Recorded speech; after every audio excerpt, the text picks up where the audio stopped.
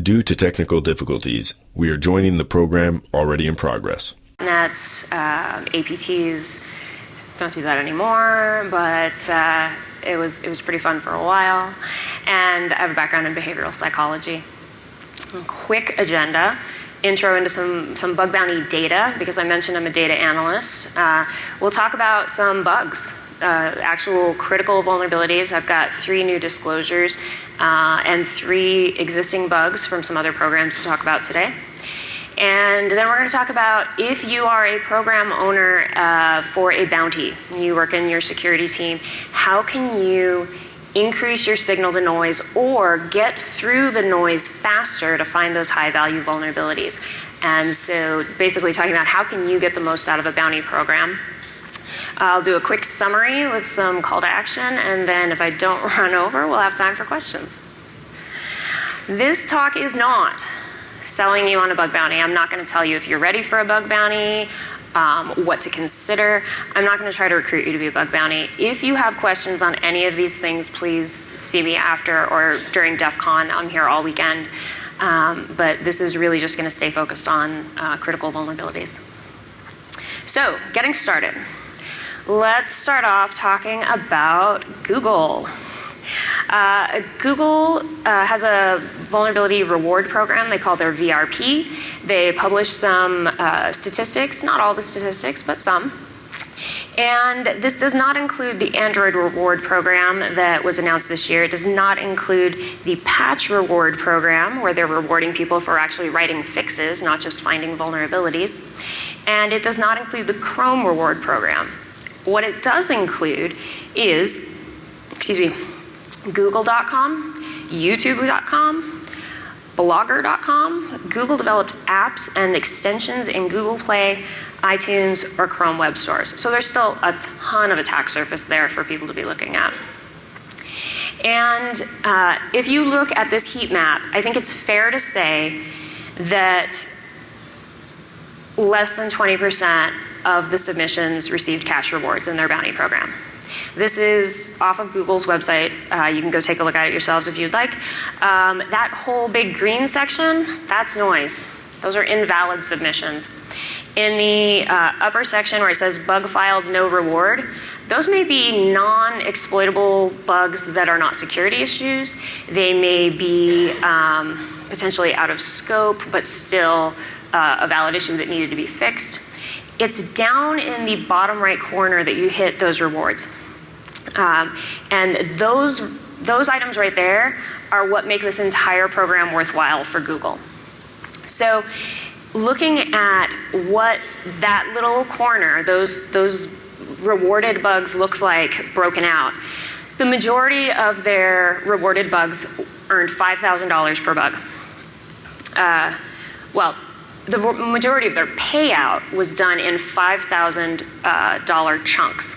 And so if we're a little conservative and we say they paid out $300,000 in $5,000 at a time chunks, that would be 60 vulnerabilities that they felt were important enough to receive their 3rd highest payout. Because if you look down that list, about halfway down, you'll see they had some $10,000 payouts for even worse vulnerabilities and some $7,500 payouts. So they're getting a lot of very important things to fix across their various products and rewarding for those. So I think it's fair to say that a fair number of researchers are hitting big money here with Google.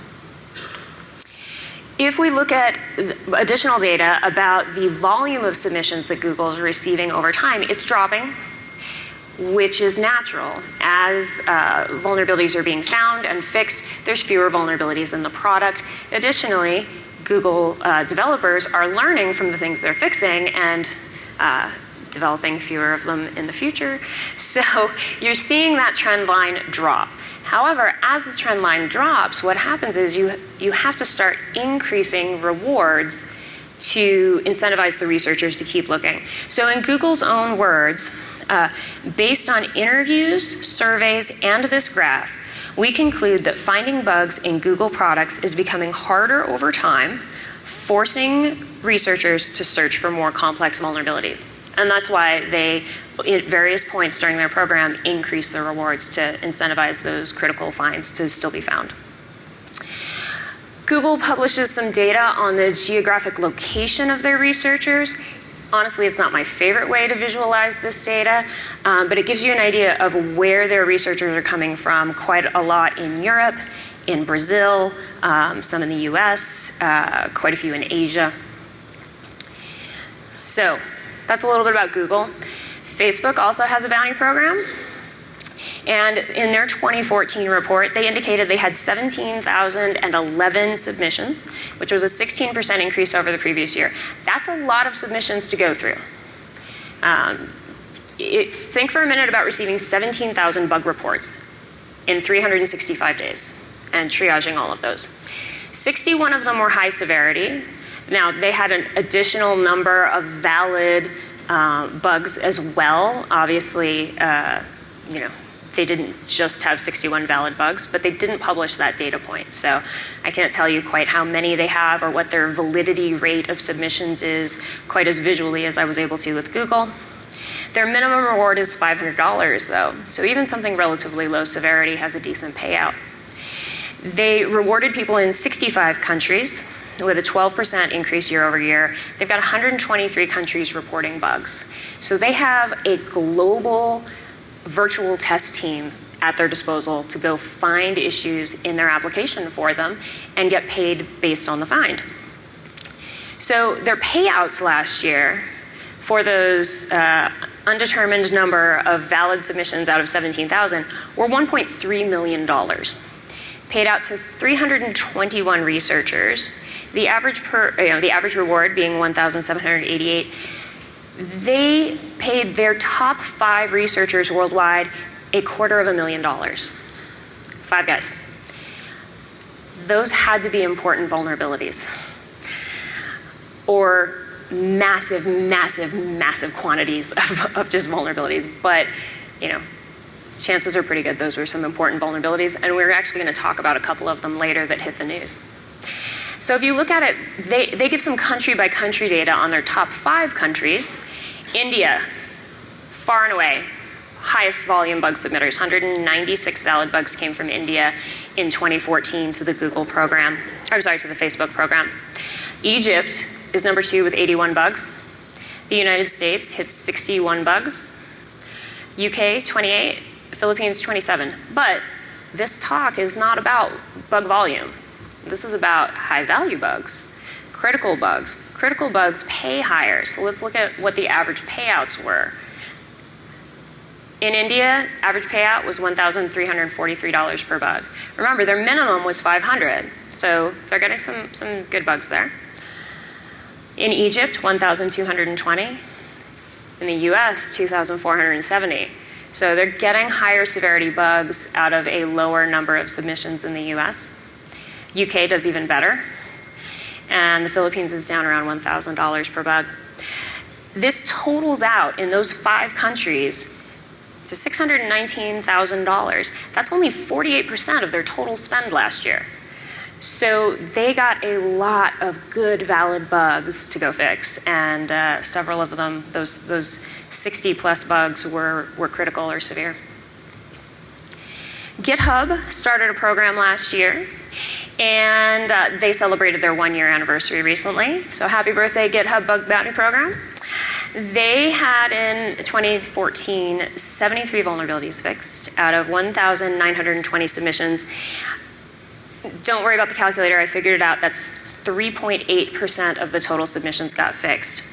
They don't publish statistics on the criticality of those vulnerabilities, so I don't have any data to share with you about how many of them were high value, but they had 33 researchers earn $50,000 last year in their program, and at the end of the first year, they doubled their maximum bounty payouts to increase that.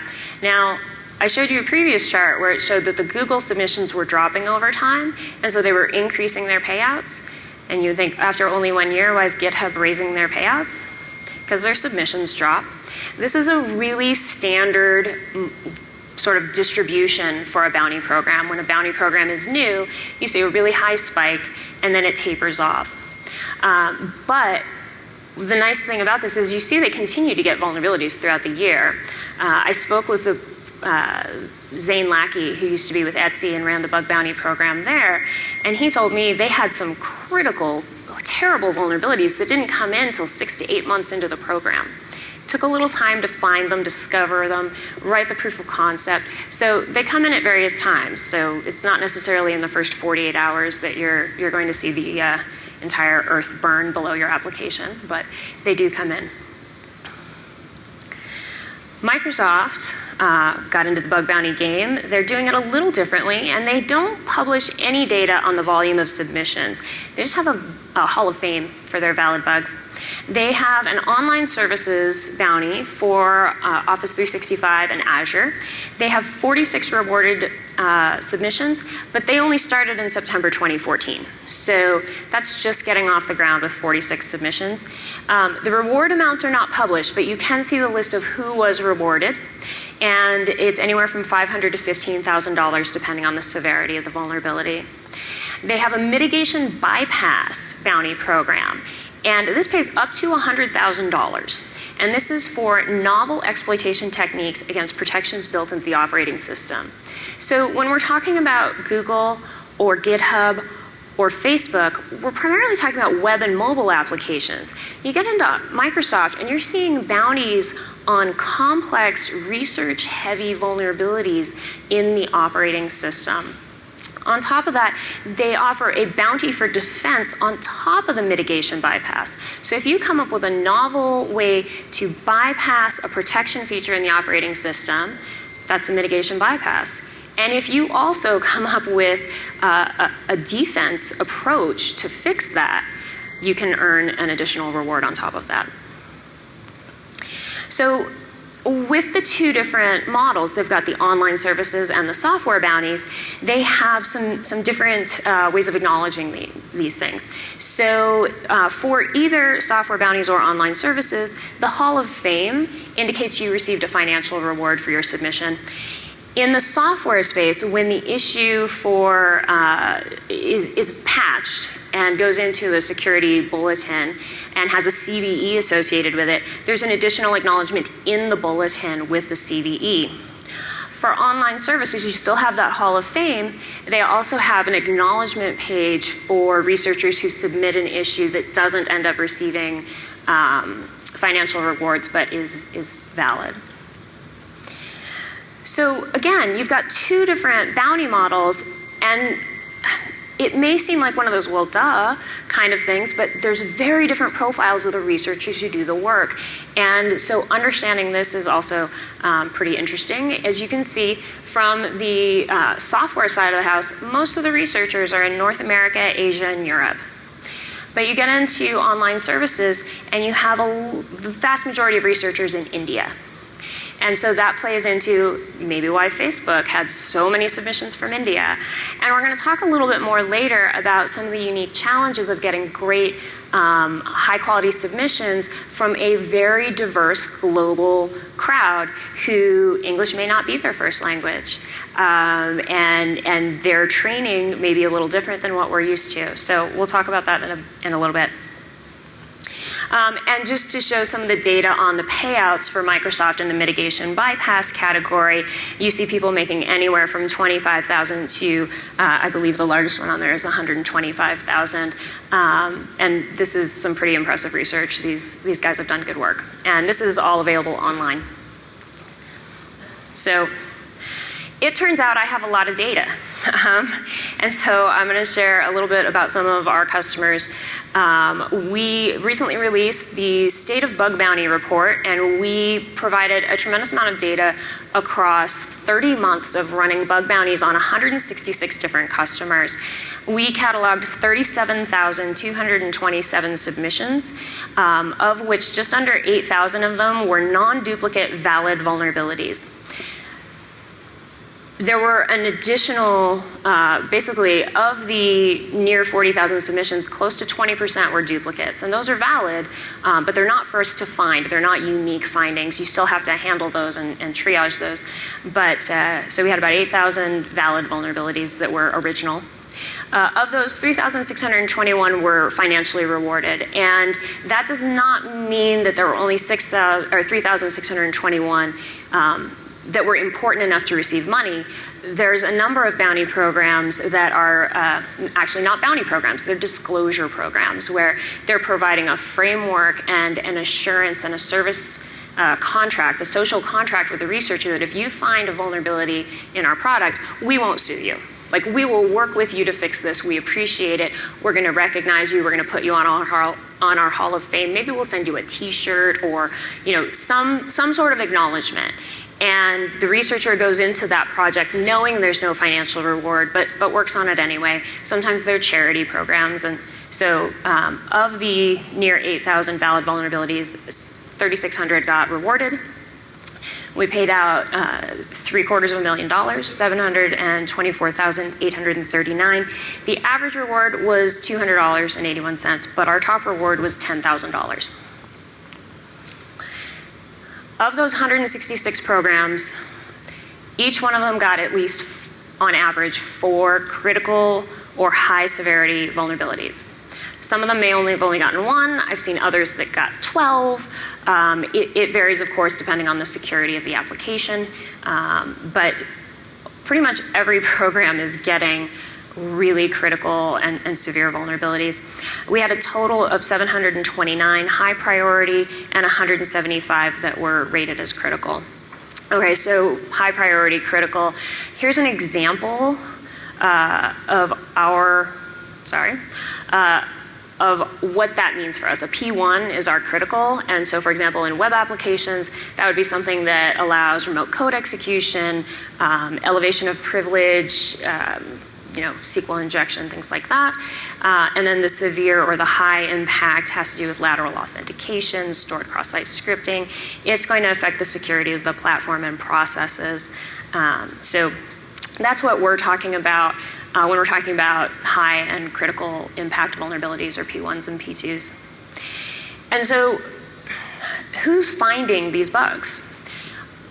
Professional pen testers and consultants, people in this room at this conference, in their free time, they freelance, they go home. It's not their day job to find vulnerabilities in Facebook or Google or a bug crowd customer, but they enjoy it, and so this is something that they do as a hobby.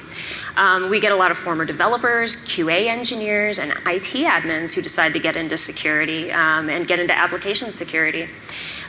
We see a lot of university students, especially in Asia, Latin America, and the Middle East, who are doing self-taught. And then we have over 18,000 researchers that we're evaluating in this. And this is what our submissions look like by geography for the last 2 quarters. We've got India, US, Pakistan hitting the top 3 for volume of submissions. So, talking about some big bugs. We're going to start off with Google. So in April 2014, Frederick Almroth and Matthias Carlson found an XXE vulnerability in production. It exploited the Google toolbar button gallery, and they have blogged about it. They received a $10,000 payment for this. Google responded within 20 minutes to their report. They fired it up. They had this idea that, maybe we could do something with a fishy, XML document. What can we do with this? And so when they sent it and Google wrote back like that, they said, well, hey, Google, how much would a cross-site scripting and product earn you? This is what Google sent them back. They're like, this is what it'll earn you. They were given $10,000 for this vulnerability. It was in production, and it was terrible. So again, that bug bounty incentivized them to go looking for something that they reported to Google to get fixed. Facebook, we talked about, they had, $1.3 million in payouts. Well, Reginaldo Silva received $35,000 for his report involving OpenID. He had found a vulnerability in OpenID sometime earlier, and then, after he'd reported it to OpenID and done something, reported it to some other folks, he thought, hey, I wonder if this affects Facebook. And it did. And if it hadn't been resolved, a hacker could have used it to abuse and basically change Facebook's use of Gmail as an OpenID provider to pretty much whatever they wanted. So obviously Facebook jumped on top of that, got it fixed, got it fixed quickly, gave Reginaldo a significant reward, and made sure that he had the opportunity to blog about it and receive attention for that useful find. Facebook also had an issue that you may have heard about recently, delete any photo album.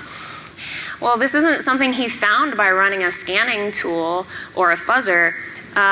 He was messing around trying to play around with deleting his own photo albums using some of the Graph Explorer access features, and he figured out, wait a minute, I can do more than just delete my own. I can delete yours too.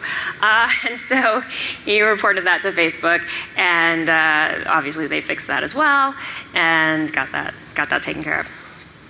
So this is a vulnerability in a company called Simple. Simple is an online bank, and a researcher with Simple runs a bug bounty through BugCrowd, and a researcher whose username is Darkarnium, his actual name is Peter, he reported a cross-domain information disclosure to them. They fixed it incredibly quickly, and I'm going to let him tell you about it.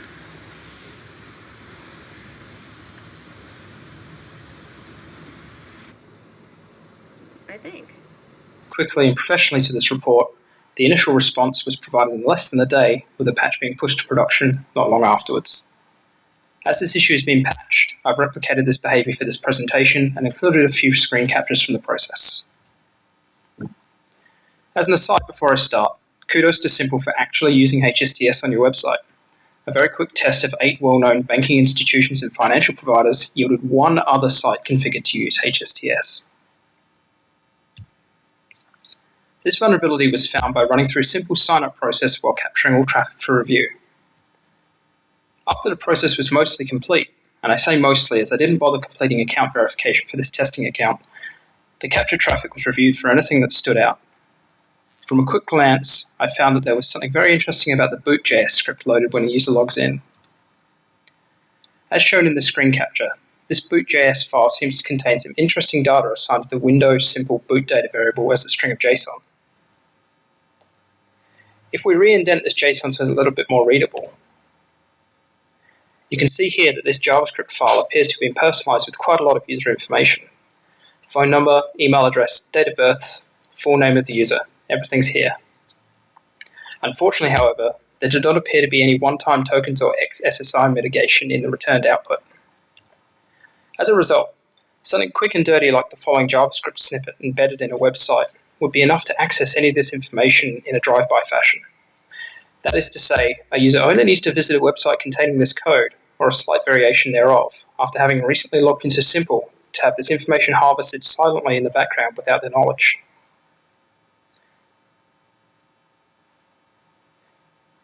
We'll see the output of this in just a moment, but first if we have a quick look at the request performed silently in the background after this page has been accessed, we can see that the browser has gone and fetched the remote script as requested by the potentially malicious page, and included cookies known to the browser as part of this request.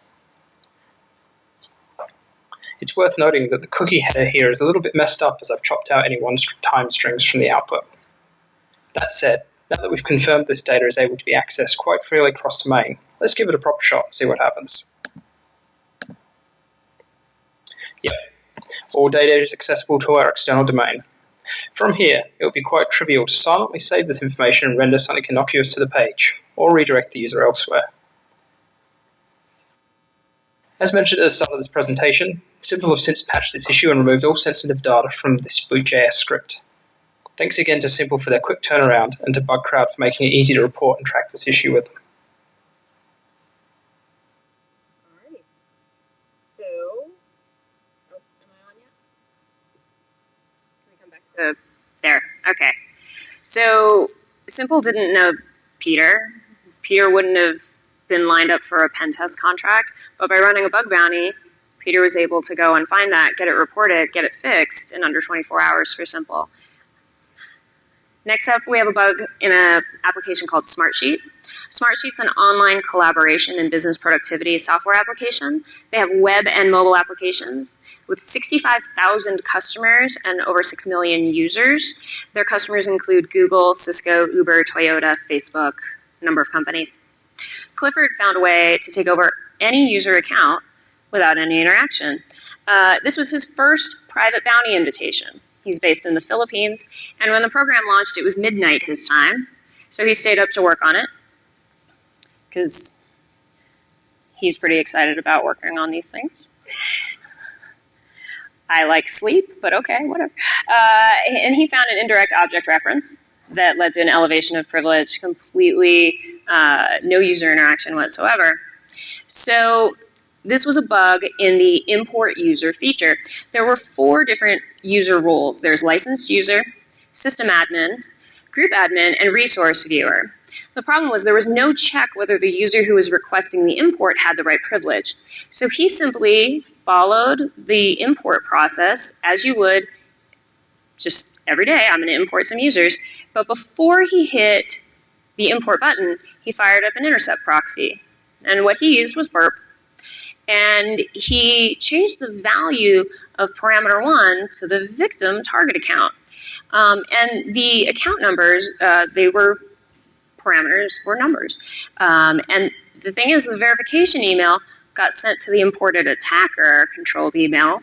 So all you have to do is verify off that attacker email. So the flaw was in the upload import, as you can see here. And all he had to do was change that parameter. And so I don't have a video of Clifford. He preferred to do a write-up. I'm trying to make sure that these disclosures belong to the researchers. This is their work. And so later today or possibly tomorrow morning, that blog post will go live, and I'll tweet out the URL if you're interested. He had requested permission from Smartsheet to disclose, and even though Smartsheet was running a private program, they could see the value in giving that to this researcher in addition to the bounty reward that he received. So he's going to go ahead and blog that up. Alrighty, as you may be aware of, Tesla has a bug bounty program, and it's on their website through BugCrowd. And we had a researcher in India who worked on their bug bounty and found an indirect object reference. Tesla ran a private bounty for the first 2 weeks just to, get the process down before they opened it up to the whole world, because they knew they would get a high volume of reports. You saw that GitHub spike. So, it's sort of a test drive. And we invited a small group of researchers, and this individual was one. And he basically started messing around with logins to the service site and found a way where he could simply just log in as admin. So we're going to let him talk about that bug as well. Hi guys, this is Shantan Palwai. I'm an independent InfoSec researcher. I reported a bug to TeslaMotors.com, which is Authentication Bypass Bug, which allowed me to access the administrator account of subdomain of Tesla Motors. Coming to the bug details, Tesla Motors launched their bug bounty program via BugCrowd. As soon as they launched the bug bounty program, I reported few issues to them, which includes an IDOR, which was rewarded by them. I need to appreciate the response of TeslaMotors.com because they were fast.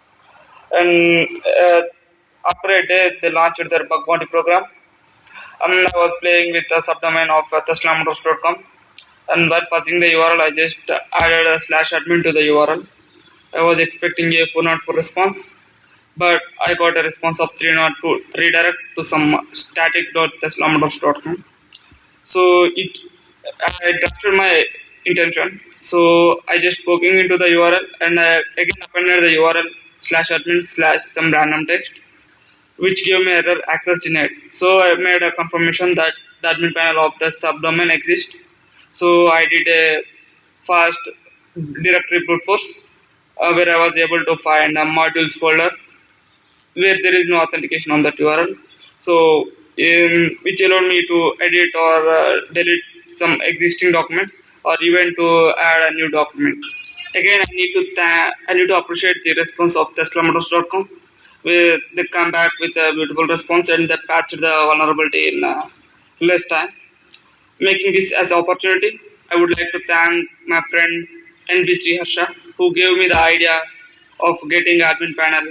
So, thank you. So Shantan worked on this with a friend, and he doesn't have a blog of his own, so it's written up on his friend's blog, and the URL is there. And Tesla granted him permission to disclose this some time ago. All three of these bugs, the researchers requested permission to disclose. Obviously, not every customer has bugs that are disclosed, but these particular customers were willing to, sort of put it out there and say, yeah, we had a critical vulnerability in our platform, and but it's fixed now, and it was fixed fast. Because when these submissions come in, you get them fixed fast. So let's talk about how do we get through the noise to find these submissions. Like, you're a program owner. Like, how do you clear out the hay to find the needle in that haystack?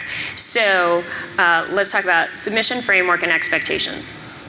If you are getting bug submissions to email for your security response team, have you set up anything to tell researchers what you need?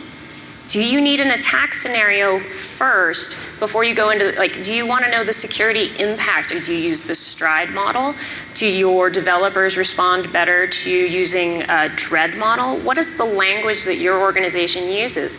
Put it in your program documentation for researchers who are submitting vulnerabilities so that they can submit what you need so that you can triage it faster.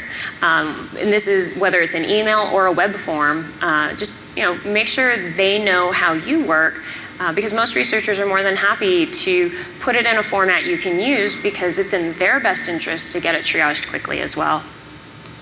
How well is it written? Did they spell check? No, okay, I'm kidding. Obviously, a lot of these researchers around the world, English is a second language. And so if you're looking for a, big three consulting report, you're looking at the wrong stuff in a bug bounty program. Yes, you will get some of those.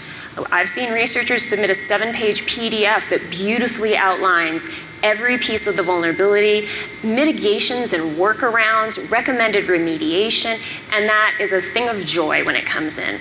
But if you're working with a global team, make it easy for them to provide video of the repro steps or, understand there may be some back and forth on asking questions to understand the vulnerability. Have really clear in and out of scope documentation.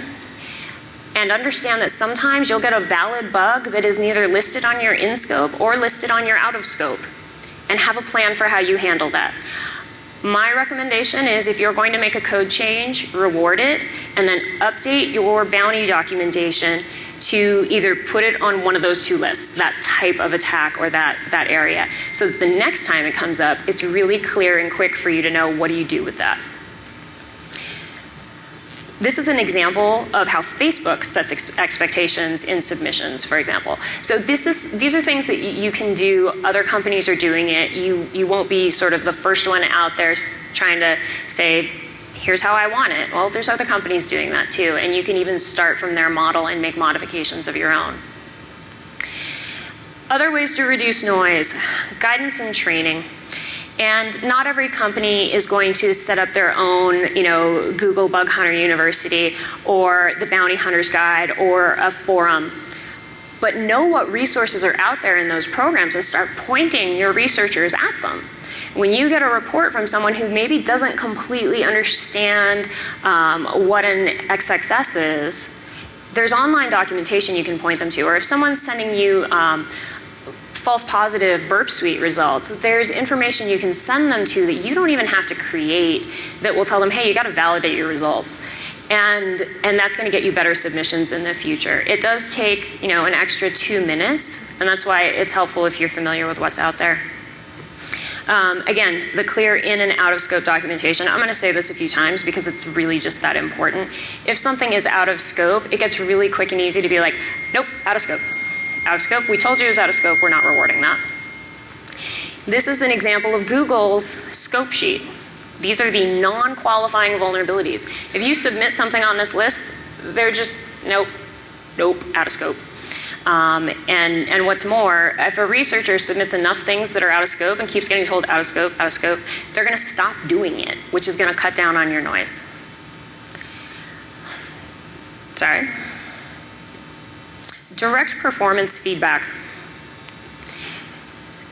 Again, this comes back to if someone is doing the wrong thing, tell them, because chances are they're going to start doing the right thing. It gets frustrating when you've told the same person over and over and over, and I'm not saying to do that, but at least the first couple times give them some feedback on here's what we're actually looking for, or hey, this is a duplicate, but we'd really love to see more submissions from you, or you know, here, this thing didn't actually work the way you think it does, here's why, and that gives them the opportunity to learn and submit better stuff in the future. Rapid triage and prioritization, clear your queue of new vulnerabilities every day, because if you don't do it today, you might not do it tomorrow, and you might not do it the day after that, and before you know it, a week has gone by, and now you're looking at a pile of bugs, and you're like, oh my god, that's going to take the whole morning.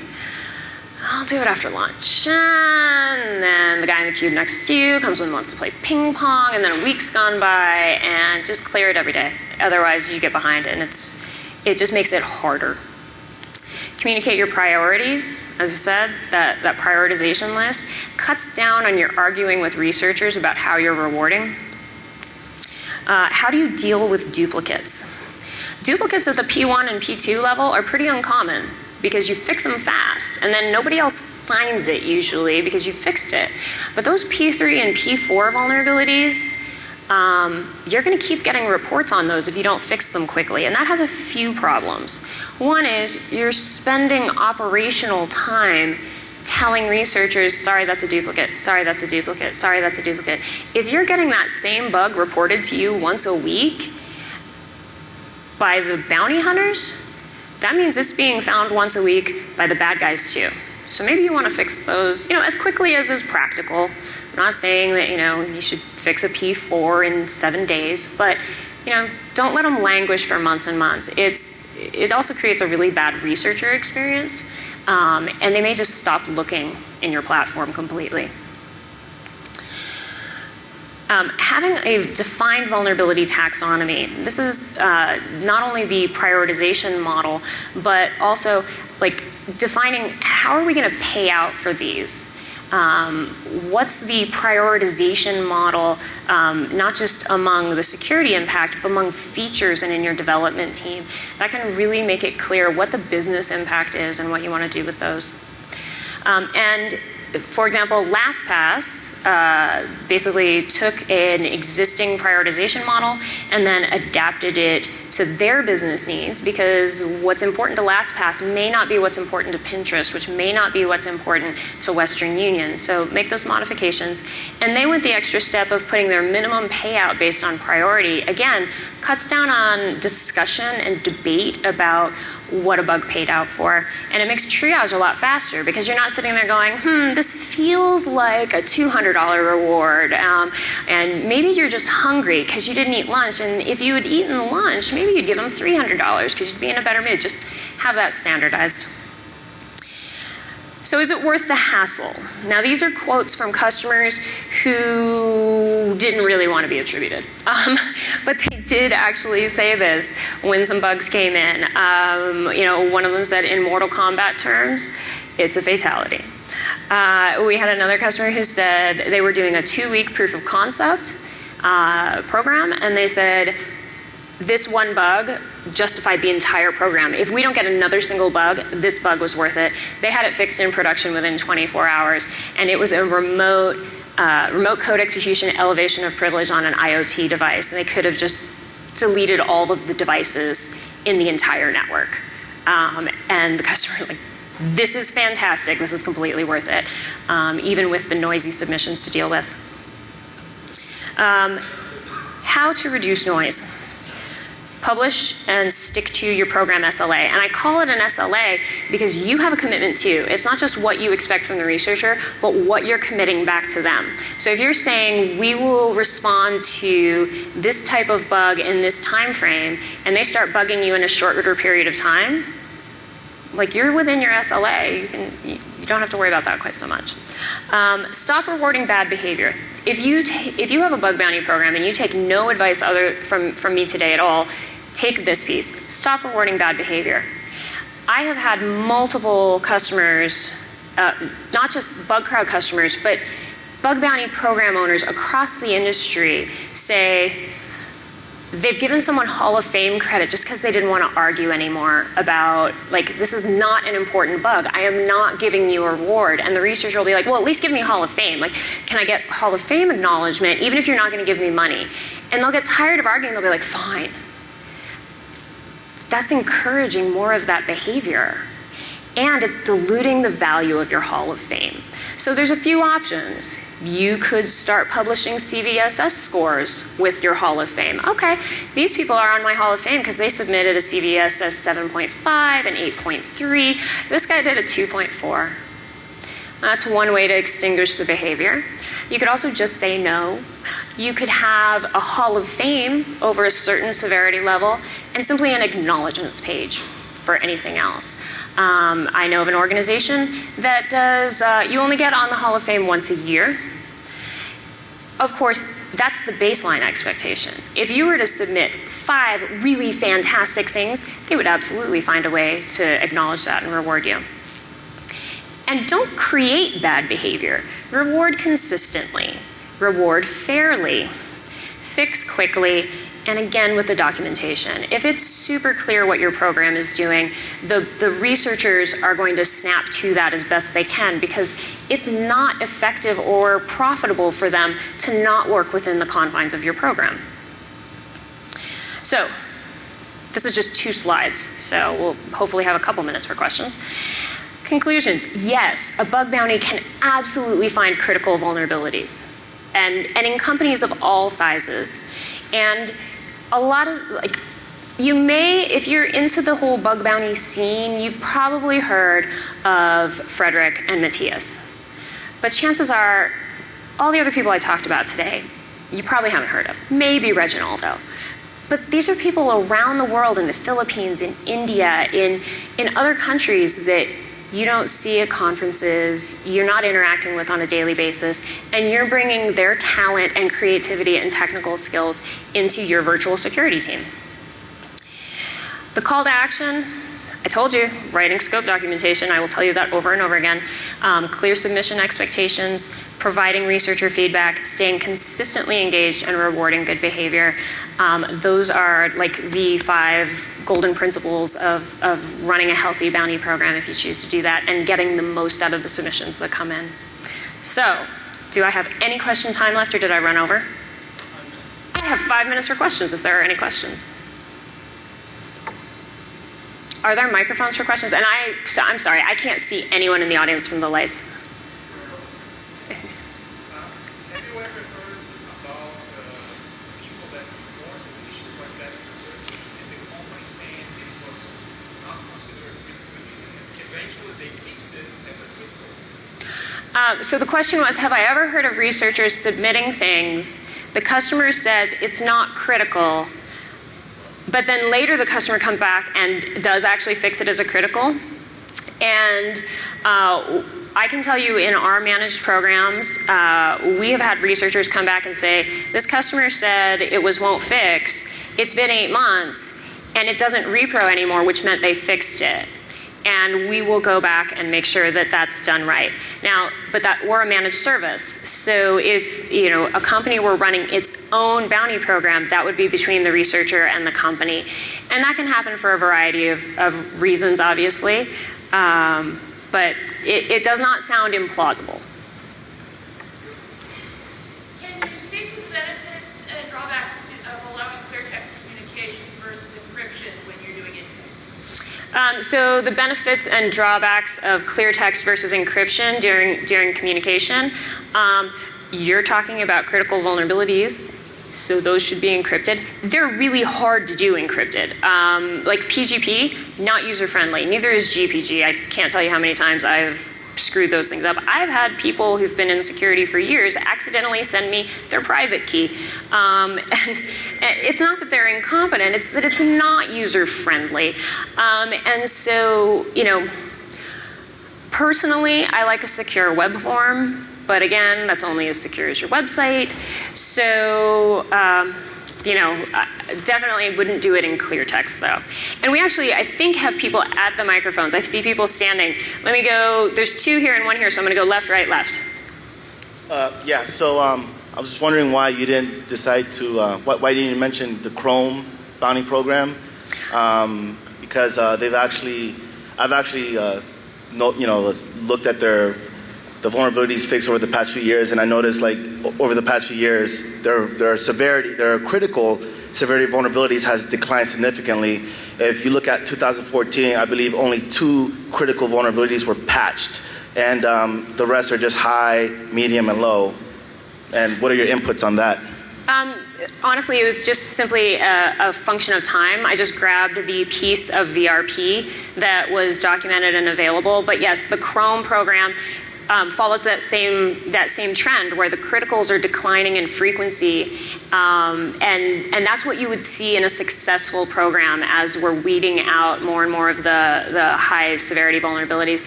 I expect that same thing will end up happening with their new Android bounty program as well. Yes. Just a couple quick questions for comment potentially. So some of the challenges that we've had has really been around payout of funds to foreign nationals, what kind of background checks. Sometimes these are coming from 12-year-old kids. What's the legality of that? And then of course the lawyers are always in the room and start asking, well, if we pay these funds out, how do we know that we have an NDA in place that it's enforceable? And once you start crossing country lines, So your website's online today anyway. So those researchers can find those vulnerabilities. You're getting a pen test. The question is, are you getting the results? And this way you get the results. Now, I know different programs have different rules around ages. I know PayPal doesn't pay in every country, so there's definitely complications in running a global program. Most organizations I know have multiple payment techniques. Maybe they use PayPal and Western Union, or they are using something like Payoneer, or I believe ZDI does just straight up wire transfer to your bank. And so it definitely varies by what the program needs. I know some customers, for compliance and regulation reasons, can only have researchers in a private program from certain countries because it's a government project or something. And so it definitely varies. I'd be happy to talk with you more about that afterwards. Yes? And one assumption we have is when we launch the Bug Bounty program, that will draw a lot of attention to external hacker. I'm sorry, can you speak up? I was saying when we launch when a company launches a new Bug Bounty program, it's more like flipping a switch. So when the switch is flipped, do you observe there's a lot more hacking activity into the company at all, or how would people manage it from your experience? So generally speaking, the customers that are really concerned about those spikes, what will happen is they will sometimes have a proxy set up in front of the testers so they can differentiate the testers in the program from people who are just hitting their website. And so they can do some IP whitelisting, things like that. But generally speaking, it depends on how large the customer is. A customer that's seeing millions of hits a day anyway may not notice the increase. I am out of time for questions, but I would be happy to answer any other questions in the hallway, or honestly, like at 5 o'clock, I'm hosting a happy hour if you'd like to come. So I'll be out in the hallway for questions. Thank you.